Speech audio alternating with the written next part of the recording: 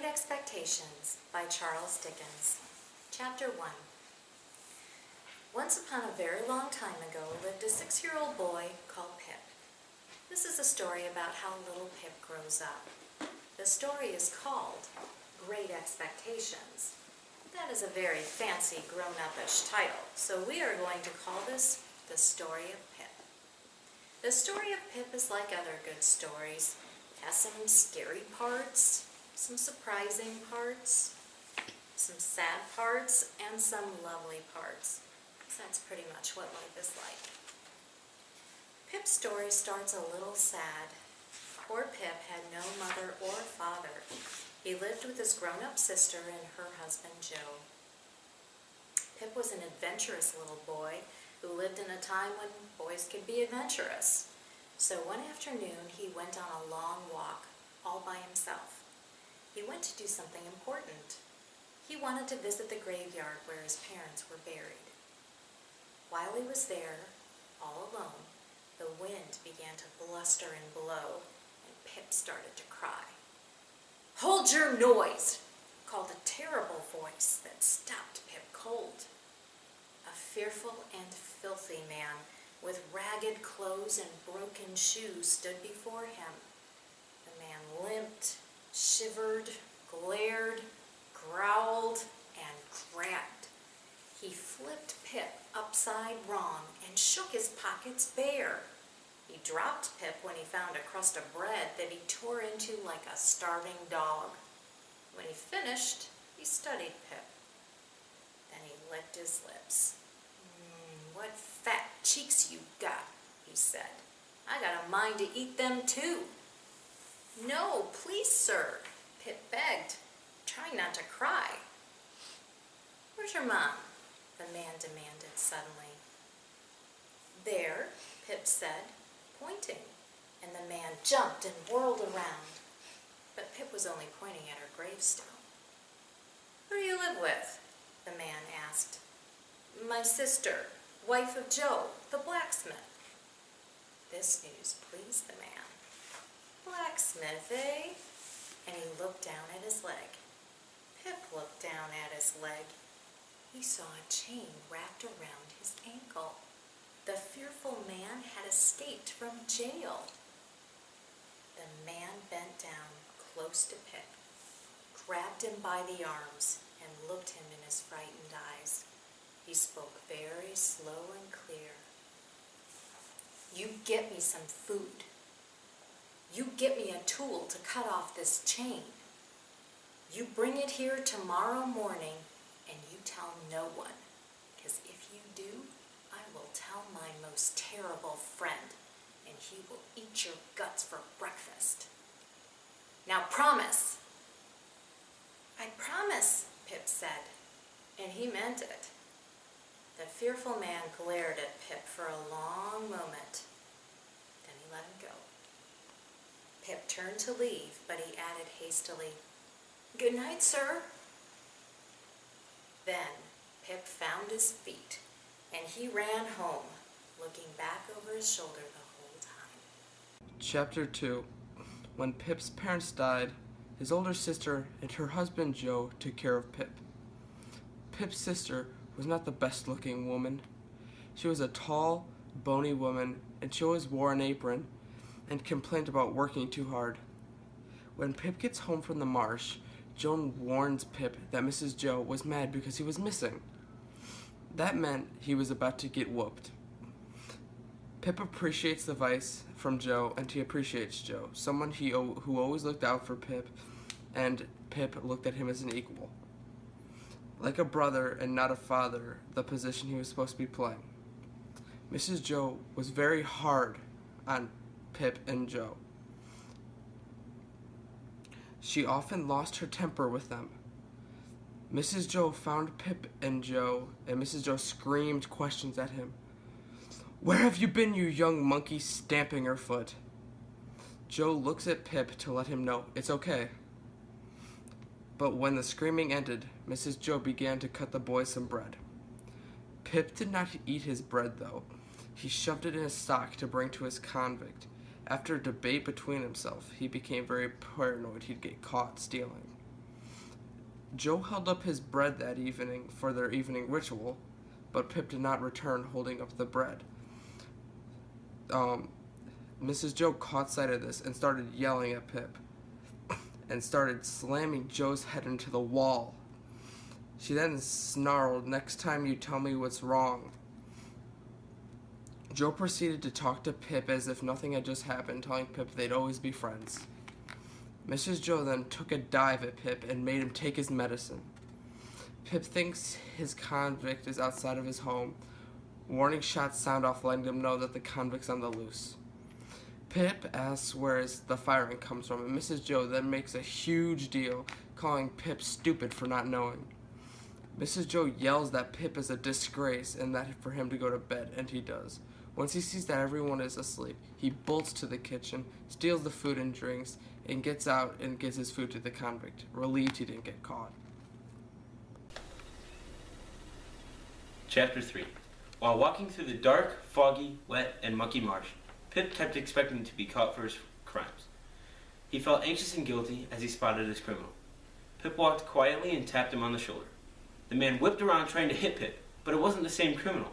It was someone else, wearing a gray suit and a chain on his leg. Was it the criminal's friend who could eat his guts out for breakfast? Pip continued on finally and found the right criminal, shivering and pacing on the marsh. Pip gave him the food and the drink. The criminal shoved the food in him like he was eating the last cookies before his mom caught him. Pip asked, "Won't your friend want some of the food?" "What friend?" asked the criminal as he gulped and chewed. "I saw your friend over there," as Pip pointed, and he looked very hungry. The man stopped and looked at Pip with a dead, cold stare. The criminal, with his dead eyes, asked Pip, "Looked where?" Pip pointed again. The criminal said quickly, "Where's the tool? The file I told you to bring me. I have to file off this chain and go find him." Pip did not want to be around when he found his terrible friend, so he slipped off into the dark, mucky marsh, never looking back. Chapter 4. Pip returned home and got in some trouble from Mrs. Joe, but not for the missing food. "And where have you been?" said Mrs. Joe. I was out listening to the carolers," Pip replied. "Well," said Mrs. Joe, "I too could have been out listening to the carolers, if only I wasn't a blacksmith's wife who can never take off her apron." The rest of the morning was fairly uneventful until their guests arrived for Christmas dinner. First came Mr. Wopsle, then Mr. and Mrs. Hubble, followed by Uncle Pumblechook, who Pip was not allowed to call Uncle by orders of Mrs. Joe. Pip did not enjoy the dinner. The whole time all he could think about was his sister discovering the missing food. About halfway through dinner, Mrs. Joe said, "Have a little brandy, Uncle Pumblechook." As soon as the words came out of her mouth, Pip froze. Now he was in trouble. He tightly gripped the table, awaiting his fate.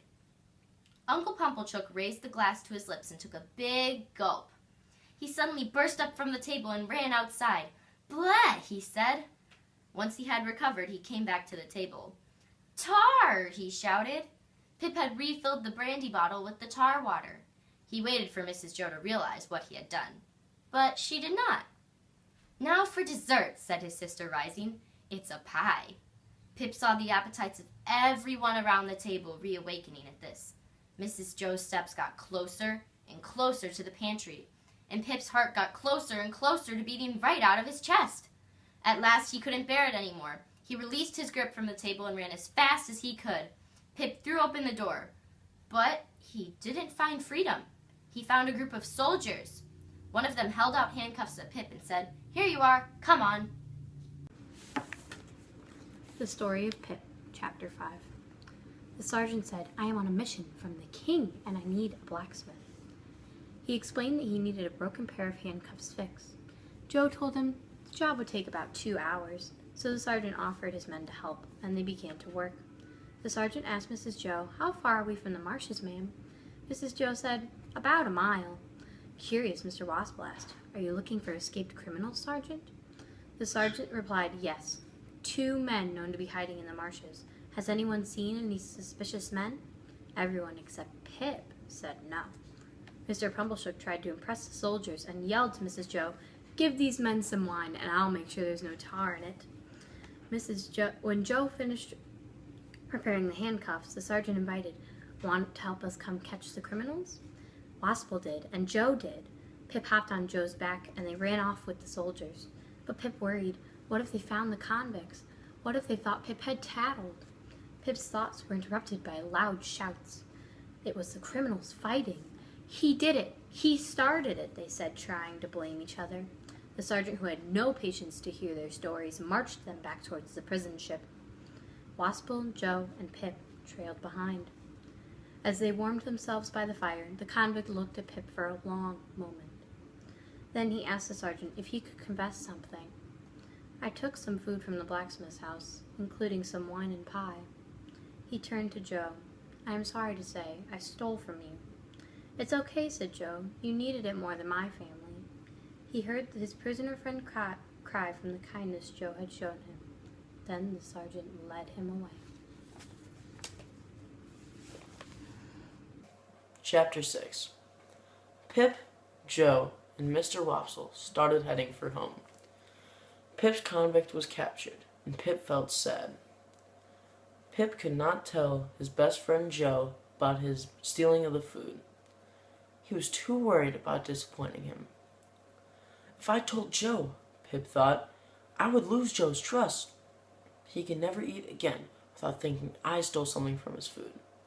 He could never drink from the brandy bottle again without thinking there was tar in it. He would never trust me again, Pip thought, horrified. Pip was just too cowardly to confess, and he felt awfully guilty. Everyone was tired from the night's events. The three walked for a little bit more until they reached the Gargery's house.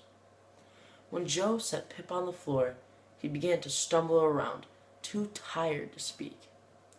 Joe explained to Pumblechook, Mrs. Joe, and to the Hubbles that the prisoner said he broke into a house to get food. He said he had broken into the blacksmith's house. That's our house, Mrs. Joe cried. My pie! He stole my pie!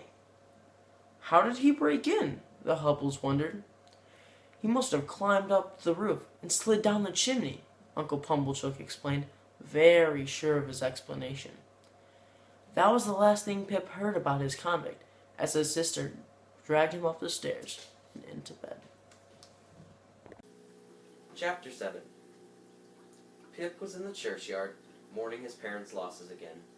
He looked at the graveyard and thought about when he was little. What silly thoughts he had. When Pip was done thinking of his past, he turned away to walk home, focusing on his present. When I'm old enough, thought Pip, I will be apprenticed to my dear friend Joe. What fun we'll have. Pip made it home and thought about his teacher. Not Miss Wopsle, but Biddy. Biddy helped Pip write a note for Joe, and Joe read it and was delighted. I say, Pip, what a scholar you are, Joe exclaimed. There's a J and there's an O. J-O, Joe. Thank you, Joe, Pip replied. Did you ever go to school? No, Pip. Why? Pip asked. Well, my parents tried. Twice, as a matter of fact. But the forge just seemed like to be a better place for me. Gosh, Joe, said Pip. Poor you. It's okay. I like the forge better. It's my calling, Joe said. And then, Pip and Joe were interrupted by Miss Joe and Uncle Pumblechook, who burst in excited. Miss Havisham, who lives in a fancy house uptown, has invited Pip tomorrow.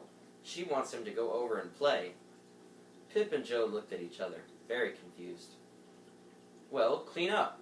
Put on your Sunday clothes, Miss Joe said, as she pounced on Pip and started scrubbing and fussing.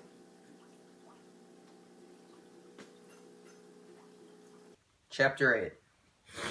After Pip ate breakfast with Mr. Pumblechook, they walked down to Miss Havisham's mansion. They rang the bell and stood outside. To their surprise, a little girl answered. Pip thought she was very pretty. Pip? She asked. Mr. Pumblechook replied, but got rudely shushed by her and sent on his way. So, Pip entered through the gate and saw the old brick house with walled-up windows. The girl walked Pip through the dark, eerie house. There was no light but her candle. They reached a door at the end of the hallway, and the girl said, "Go in." Then she walked away, taking the light. Pip entered, He saw a candlelit room that used to be elegant, but it's now faded, old, and dusty.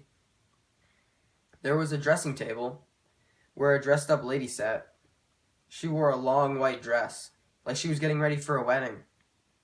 She wore a white veil on top of her untidy white hair.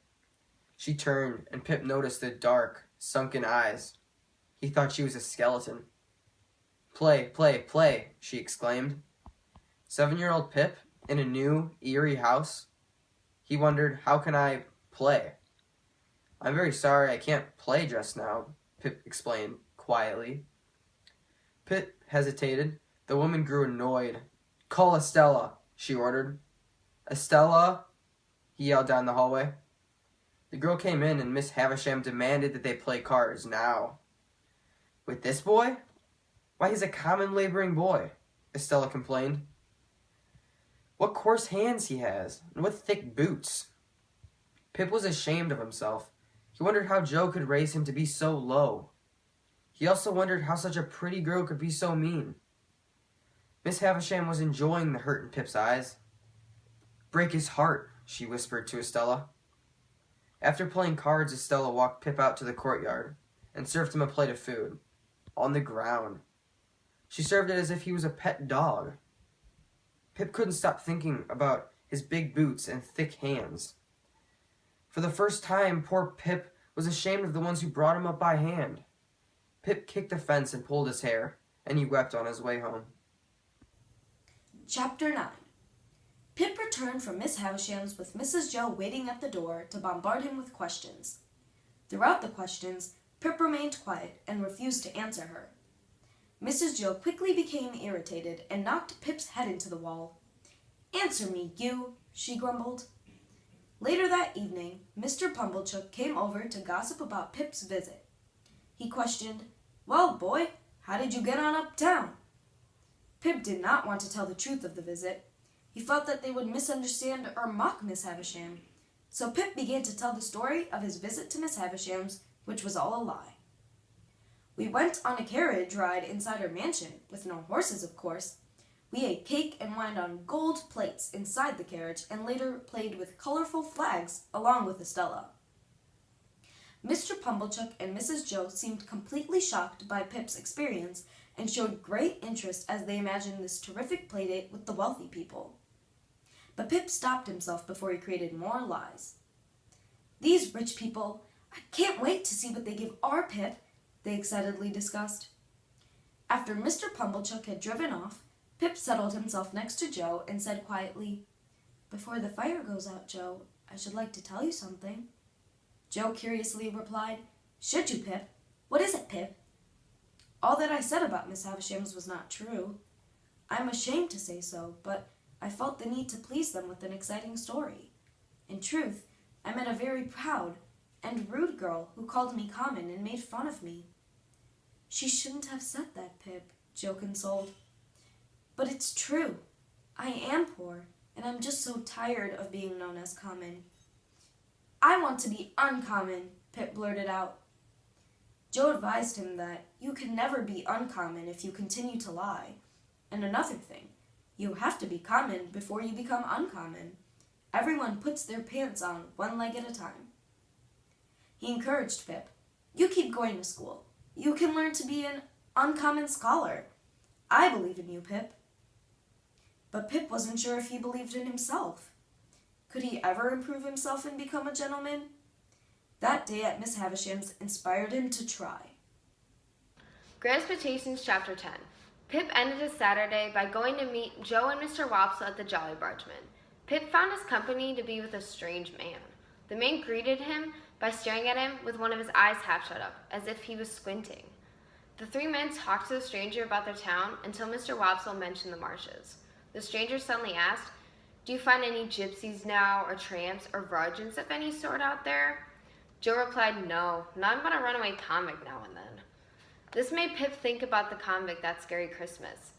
The man became interested. He focused on Pip with his squinty, aiming eye. The whole time Mr. Wopsle told the story of the convict, the man watched Pip. Then he did something strange. He stirred his drink with a file. Pip's eyes widened. This was Joe's file. and this squinty man could have only gotten it from Pip's convict. The stranger added to Pip's surprise by saying, "Stop half a moment, Mr. Gargery. I think I've got a bright new shilling somewhere in my pocket, and if I have, the boy shall have it." With round eyes holding tight to Joe, Pip squeaked, "Thank you, sir." Pip was quiet and thinking the whole way home. Was this a present from his convict? Once he arrived home, he unwrapped the paper around the shillings and showed Miss Joe. She threw the shillings down and caught the paper. She asked, "But what's this? 2 one-pound notes?" This amount was so large to her that she insisted that Joe return the money to the mysterious man. But what did the money truly mean? Was it a thank you to Pip, or was it something else? This haunted Pip and left him in the fear of what his convicts might be planning. That night, Pip had awful dreams and screamed himself awake. Chapter 11. Pip returned to Miss Havisham's house, where he came across many relatives competing for favor from Miss Havisham in hopes of getting her money. They swarmed around like vultures waiting to devour an injured animal. Estella continued her cruelty to Pip as she guided him through the halls. "Am I pretty?" she asked. "Yes, very," Pip replied. "Do you like me?" Before he could answer, she slapped his face, saying, "You little low-class monster, what do you think of me now?" But Pip couldn't help but be attracted to the beautiful girl. When he reached Miss Havisham, he found himself in a large room. It was set up for a party, with a long table down the center. On the table sat an ancient, rotting wedding cake. It was covered with cobwebs and crawling with bugs. Pip could hear mice squeaking and rattling in the walls. The room seemed both dead and alive. In this gruesome setting, Pip was ordered to walk Miss Havisham around the room for a while, leaning on his arm, and then to play cards with Estella. As Pip was leaving the great house, he encountered 2 people. First, a dark and scary man who smelled like soap. He passed Pip on the stairs with a sneering look. Then, outside, he met a pale young gentleman. "Hello," he said politely. "Come and fight." "What?" Pip asked, startled. "Oh, you must need a reason to fight," the pale boy said, and then bent over and charged his head into Pip's surprised stomach. The boy began dodging backwards and forwards, fists poking in the air. Pip watched him, shocked. Then he swung at the bobbing boy and knocked him to the ground. The boy got back up and refused to give up until Pip knocked him down several more times, bruising the boy's face in the process. Finally, the boy threw his hands in the air and declared, "That means you have won." Still, they parted on good terms. "Good afternoon," the boy said, through his battered and bloody lips. "Good afternoon," Pip replied, as though addressing a polite stranger, rather than a boy he'd just beaten up. As he left, Estella approached Pip, flushed and evidently pleased with him. "You may kiss my cheek," she said. Pip did, delighted, but he felt that his kiss had no meaning to her, and that it was given to him only as a reward. Pip returned home, feeling worse about himself than ever. Chapter 12. The following day, Pip began to feel worse and worse about what he had done to the pale young gentleman. He began to imagine what horrible things could happen to him if somebody were to find out that he beat him up. He heard the clattering of horse hooves and immediately thought it was the police out to get him. Poor Pip felt terrible, yet he was not the one who had started the fight. He finally mustered up enough courage and timidly went back to Miss Havisham's. He held his breath as Estella ushered him upstairs, but when he saw Miss Havisham, he realized that he was worried for nothing. He saw her in her regular place, and this time, instead of walking her on the table, Pip pushed her in a rolling chair. This became a habit during their visits, and they would circle the room together. Then, sitting became a part of their regular routine, along with playing cards and walking about. Around 8 months went by, with Pip visiting every other day to see Miss Havisham and Estella. Estella continued to treat Pip with disrespect, and acted as if she were better than him. Every once in a while, Miss Havisham would remind Stella. "Break his heart," she would say. Meanwhile, although Pip never spoke of Miss Havisham at home, Miss Joe and Pumblechook often did, assuming things about her. Mr. Pumblechook said, "Possibly Miss Havisham will pay Pip." "Maybe Pip shall inherit some of her money," said Miss Joe. One day Miss Havisham surprised Pip, but it wasn't with money. She looked at him thoughtfully and said, "You're getting big, Pip. Are you to become a blacksmith and be apprenticed by Joe?" "Yes," Pip replied. "Well then," Miss Havisham said, "would Joe like to come to visit? If so, we shall make it official." Pip scurried home and told Joe the good news, that they were to visit Miss Havisham and that he would soon be apprenticed by him. Chapter 13. Joe and Pip arrive at Miss Havisham's house the next day. They are let in by Estella, who doesn't take any notice of the two. When they get to her corridor, Joe is left speechless at the first sight of Miss Havisham. Joe is very uncomfortable and embarrassed to talk to such a high-class lady in her strange house, and odd dress. When she asks Joe questions, he only answers to Pip. "Does Pip like the idea of working for you?" Miss Havisham asked Joe. "Why, it is what Pip wanted to do." But if only he knew that that was a lie. The truth was, though, that Pip was actually dreading it. He wanted to be a gentleman, not a blacksmith, but he could not say so, for he loved Joe. Miss Havisham calls Joe back in before they had left. "The boy has been a good boy here. That is his reward." She hands Joe a pouch with 25 pounds in it, which was a great deal of money. The whole walk back to Mr. Pumblechook's, where he and Mrs. Joe waited for them, Joe was overwhelmed with joy. He sounded as if he were a broken record, repeating over and over again, "Astonishing!" talking about the money, of course. Miss Joe was especially thrilled over the earnings. Mr. Pumblechook was also thrilled, and he said, "Aren't you glad I introduced you to Miss Havisham?" taking all the credit for Pip's good fortune. Then he adds, "Hey, old chap, why don't I take you down to the town hall so you can officially become Joe's apprentice?" Pip was not happy about this, but pretended to be, for Joe's sake. The whole time at the town hall when they signed the apprentice papers, Pip felt sad. He felt even worse during the celebration dinner at the Blue Boar. He didn't want to be Joe's apprentice. He wanted to be educated and move on to bigger and better things. Chapter 15. Pip had learned all he could at Mrs. Wopsel's school, but most of that was learned by his friend, Biddy. Anything Biddy taught Pip, Pip tried to teach Joe, although Joe didn't ever remember what Pip had taught him. As Pip was teaching Joe, Joe was also teaching Pip on how to be a blacksmith. Pip and his co-worker, Orlick, both worked for Joe, but the more work Pip got, the more he wished he was at Miss Havisham's with his beloved Estella. So one Sunday, work was very slow, and Pip found himself daydreaming about the Havishams for the 100th time that day. "Joe, can I take the rest of the day off to visit Miss Havisham?" said Pip. Joe replies, "Well, Pip, she might think you are trying to go get more money out of her, but if it is important to you, okay." Orlick got jealous and said, "I want the day off too." And that caused an argument because Mrs. Joe decided to butt in. She didn't like the way Orlick was walking all over Joe. "Shut up, you!" she yelled at Orlick. But that didn't seem to scare Orlick. He snarled back, "You're an awful shrew." And Joe had to be the one to end the fight, which got ugly. But Pip had no time for that. He walked over to Miss Havisham's house, but Estella didn't answer the gate. Miss Havisham said that Estella isn't here, but in Paris, more beautiful than ever. She added, "I hope you're not here for money, because you'll get none. But come back each year on your birthday." Pip left, very disappointed. On his way home, he bumps into Mr. Pumblechook, and they find Orlick. "What are you doing here?" they ask. "Did you hear the cannon?" asked Orlick.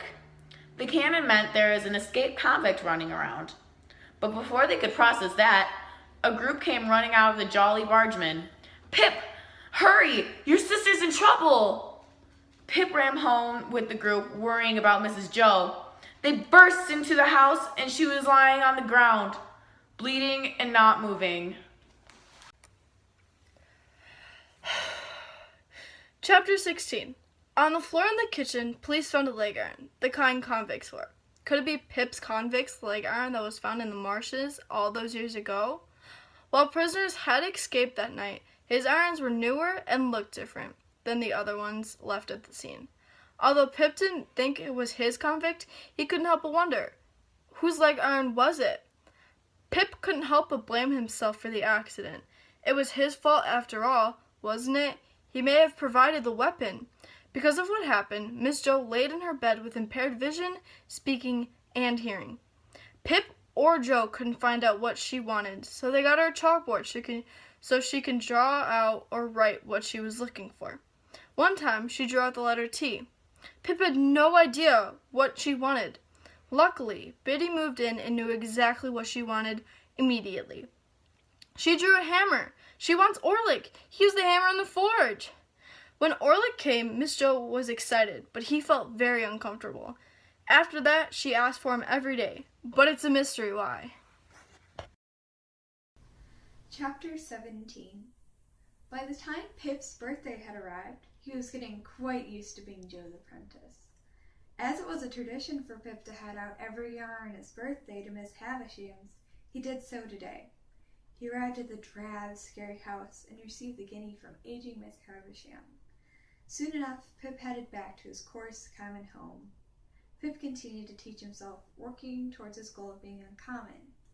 As he studied, he started to think about Biddy. What a good friend she had been. He invited Biddy to walk to the marshes next Sunday so they could catch up a little.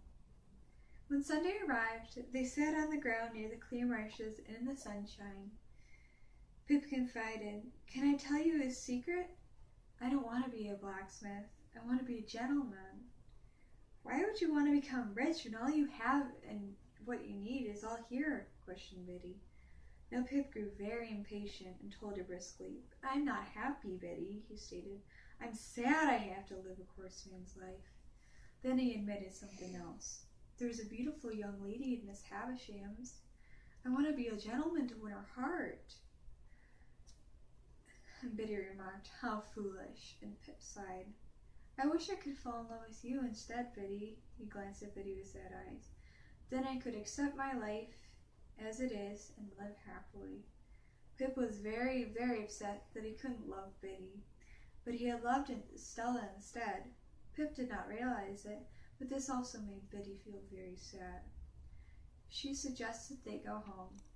They followed the coarse path, glancing at the colorful green trees and listening to the harmony of the small birds, until sulky old man Orlick began to follow them.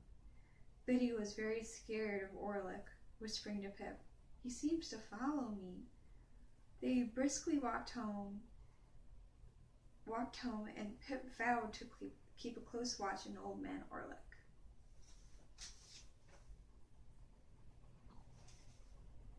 Chapter 18. It was a Saturday night at the local pub. 4 years into Pip's apprenticeship, Mr. Wopsle was reading about a murder case in the newspaper to Pip, Joe, and some other townsfolk. Mr. Wopsle always liked a big audience, but Pip was surprised when a dark and mysterious stranger began questioning him about the case, making a laughingstock out of Mr. Wopsle. Pip was even more surprised when the stranger demands for Joe and Pip to have a private talk.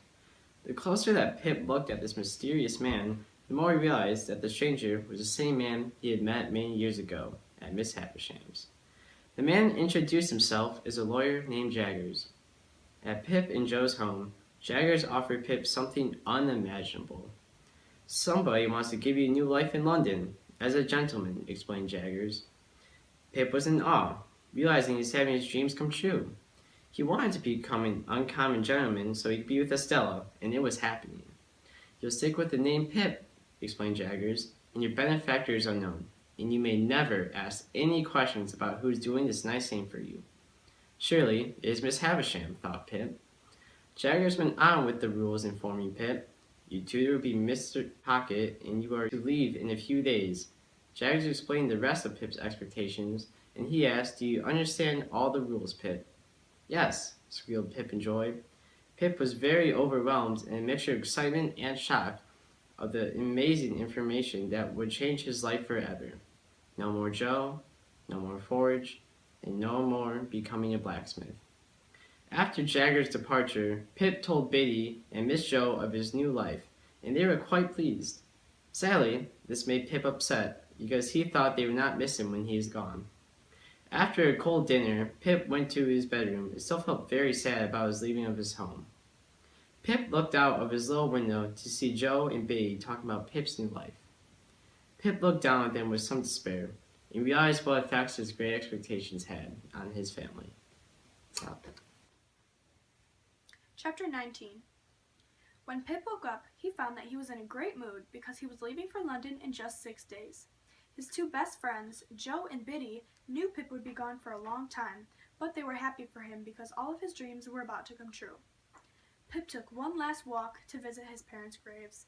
He promised himself that when he made it big in London, he would do something amazing for his loved ones. While he walked, he thought a lot about Estella and whether or not she was the one for him. All that thinking made Pip tired, so he dozed off, and when he awoke, he saw Joe smiling over him. "I thought I would follow you," says Joe. "Well, I'm glad you did," replied Pip.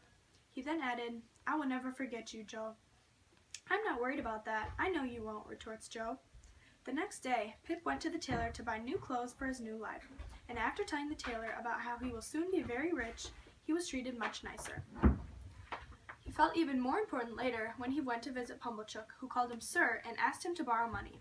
He also stated, to Pip's delight, "You will no longer be a common boy." Finally, Pip went to Miss Havisham's house to say goodbye to her, who he kissed her hand as she says, "Goodbye, Pip." Though he has not left yet, Pip does not sleep well the next night, and he started to feel lonesome for Joe and Biddy, because they are the only people whom he felt he could confide in, and they will be so far away when he leaves. As Pip makes his way to the coach, he says a quick goodbye to all of the memories he's made in his hometown because he has a new life ahead of him in London.